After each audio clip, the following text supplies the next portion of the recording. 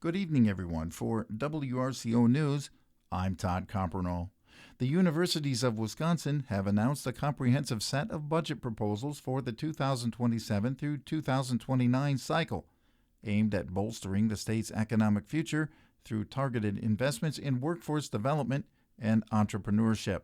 Led by Regent President Kyle Weatherly and Interim President Renee Wachter, university leaders introduced the Tech for Tomorrow and Accelerate Wisconsin initiatives. These programs are designed to meet Wisconsin's evolving labor needs by aiming to produce 300,000 career-ready workers and upskilling 1 million existing employees for higher quality jobs over the next decade. Interim President Wachter emphasized that these proposals leverage the university system's long-standing role in solving state challenges. By focusing on education and people, the budget seeks to bridge current workforce gaps while providing the necessary capital and support to foster 2,500 new businesses. The Tech for Tomorrow initiative specifically focuses on accelerating the transition of laboratory research into commercialized products, while Accelerate Wisconsin is geared toward providing entrepreneurs with the resources needed to expand markets and develop innovative products. In addition to these core initiatives, the UWs are proposing UW for You to enhance continuing and online education, alongside You Succeed, which focuses on vital student support services like career advising. Leaders from UW Milwaukee, UW Stout, and UW Parkside have rallied behind these workforce-oriented goals, highlighting the critical role the university system plays in sparking innovation. The full budget proposal, which seeks to transform the state's entrepreneurial landscape and talent pipeline, is scheduled for a vote by the UW Board of Regents next week. Sauk County Public Health has announced a partnership with O'Connell Pharmacy to host a dedicated back-to-school vaccine clinic Thursday, August 20th. The event will take place at the West Square Building in Baraboo, located at 505 Broadway Street in room B24, from 3 p.m. until 6 p.m. To make the experience more enjoyable for younger attendees, children who receive their vaccinations will be eligible to choose from a variety of prizes, which include coupons for Culver's and day passes to the Baraboo Children's Museum. The clinic is designed to be inclusive, offering services to several different groups. Children and adolescents aged 18 and under can receive vaccines regardless of their insurance status, though most insurance plans are accepted. Insured adults aged 19 and older are also welcome to attend, with a wide range of providers covered. Additionally, a limited supply of vaccines will be available for adults without insurance, provided they are residents of Sauk County. Rebecca Sidlowski, a public health nurse for Public Health Sauk County, emphasized the importance of the initiative, noting that it can often be challenging for families to secure appointments with primary care providers during the busy back-to-school season. She stated that ensuring children are up to date on their immunizations is a vital step in helping them begin the academic year healthy and fully prepared for their various school activities. While registration for the clinic is not mandatory, interested individuals can sign up in advance. For those with specific questions regarding the event, O'Connell Pharmacy can be reached by phone at 608-837-5949. U.S. Senator Ron Johnson, acting in his capacity as chairman of the Permanent Subcommittee on Investigations, has officially requested a federal probe into allegations of widespread ballot fraud in Los Angeles. In a formal letter sent on Monday, Senator Johnson urged Attorney General Todd Blanche, FBI Director Kash Patel, and First Assistant U.S. Attorney Bilal Isaili to launch a comprehensive investigation into the matter. The request stems from recent testimony delivered during a Committee on Homeland Security and Governmental Affairs hearing. James O'Keefe, representing the O'Keefe Media Group, provided evidence regarding a sophisticated cash for signature scheme operating within the Skid Row district.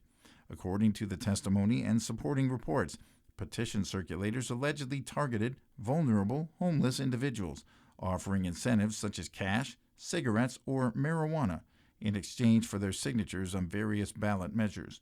Chairman Johnson specifically highlighted two entities, Urban Signers and One More Petition LLC, as being central to the suspected misconduct.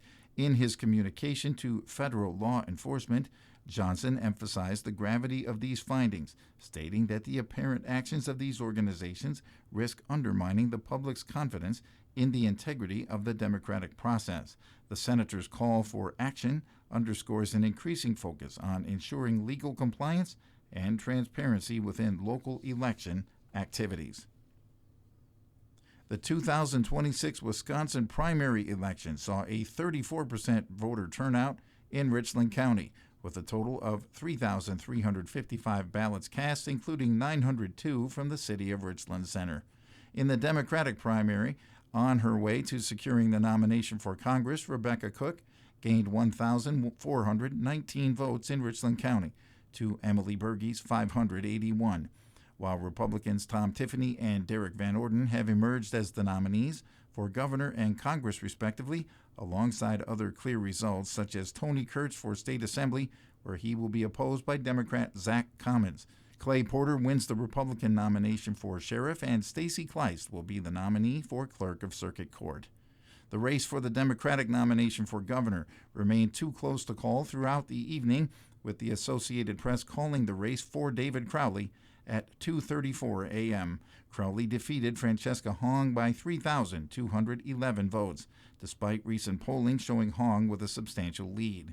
Hong, who could have called for a recount under Wisconsin law, has conceded the race, calling for unity. In Richland County, David Crowley received 841 votes compared to 678 for Francesca Hong. The Richland School District Board of Education is set to hold a regular governance meeting tonight at 7 p.m. The session will take place in the Richland Center High School IMC.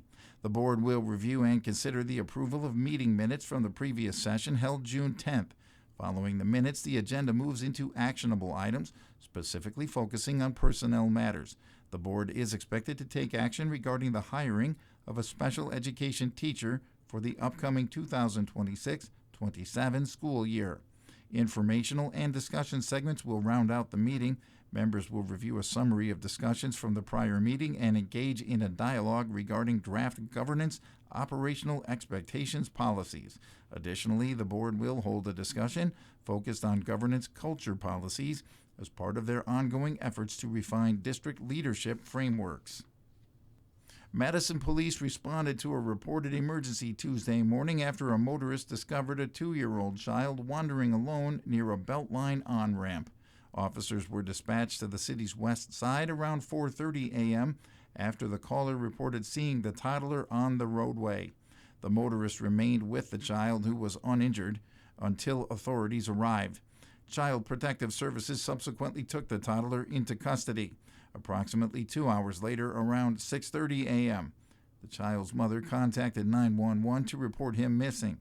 She told investigators she had last checked on her son late the previous night and discovered he was gone when she woke up.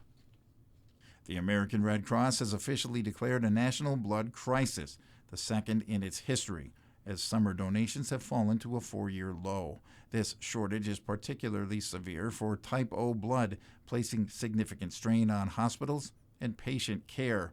To address this urgent need, the Muscadet community is coming together for a blood drive Tuesday, August 25th at St. John's Catholic Church, located at 341 North Wisconsin Avenue. The event will run from 11:30 a.m. to 5:30 p.m. Every donation helps replenish the supply and ensures hospitals can provide life-saving care. As an incentive for your generosity, all donors who come to give blood during the month of August are eligible to receive a $20 Amazon gift card by email. Additionally, all donors will receive a coupon for a free pint of Culver's custard as a token of appreciation. Appointments are strongly encouraged to manage the flow of donors, though walk-ins are always welcome. You can schedule your visit by calling 800-RED CROSS or by visiting redcrossblood.org. Please be sure to use the sponsor code MUSCADEWI when booking your appointment. Your contribution is vital to helping our community and the nation overcome this critical shortage. Todd Richmond of UW-Platteville reports UW-Platteville Associate Athletic Director Kara McCarville has been named the 2026 Dr. Carol Sue Butts Award winner after leading her department through a challenging leadership transition this winter and continuing to serve as a role model for female athletes and staff. She will accept the honor at an awards reception preceding the annual faculty and staff convocation, August 25th. She's among a group of 10 UW-Platteville employees receiving annual university awards at the event. McCarville is entering her 20th year with the university's Department of Athletics and Recreation. She currently serves as Associate Athletic Director and Chief of Staff, supervising events, facilities, and daily operations, as well as assisting with the budget, game management, and intramurals. She has been the host tournament director for NCAA men's basketball and soccer tournaments held at UW-Platteville and is the university's NCAA-appointed senior woman administrator. She stepped in as interim athletic director after former AD Michael Knipe was terminated in December 2025 and guided the athletic department until Sam Koenig was named permanent AD in April. McCarville took over in the middle of the winter sports season, guiding men's and women's basketball, wrestling, indoor and outdoor track and field, baseball and softball for months until Koenig took over. Assistant Athletic Director for Communications Lindsay Dietmeyer, who nominated McCarville for the award, noted in a May letter that McCarville performed these extra tasks with a smile, working long days and traveling to support teams, all while maintaining her regular duties. The award is named in honor of Dr. Carol Sue Butts, who served as provost at UW-Platteville from 1998 to 2010 and became the university's first female interim chancellor. The award recognizes university employees who have an outstanding record of making a difference for women in the campus community. I'll leave you with this. A high school football player at Maumelle High in Arkansas experienced a terrifying close call last week when he discovered a 2-foot venomous cottonmouth snake nestled inside his helmet. The student-athlete had already completed warm-ups and wore the gear for nearly an hour before noticing unusual movement against his head. Upon inspection by an assistant coach, the deadly pit viper was found coiled behind the helmet's padding. Because the snake was reluctant to leave its dark hiding spot, police officers had to intervene by pouring water into the headgear to flush the reptile into a bag for safe relocation to a wooded area. Maumelle Animal Services Director Chris Davis noted that the player was incredibly fortunate to have avoided a bite, especially considering the cottonmouth is the second most venomous snake in the state.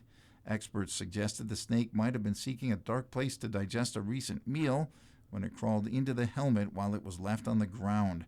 Following the incident, the head coach used the, quote, unreal situation as a serious reminder for the entire team, urging players to meticulously check their equipment for insects or dangerous wildlife before every practice. Vital statistics right after this.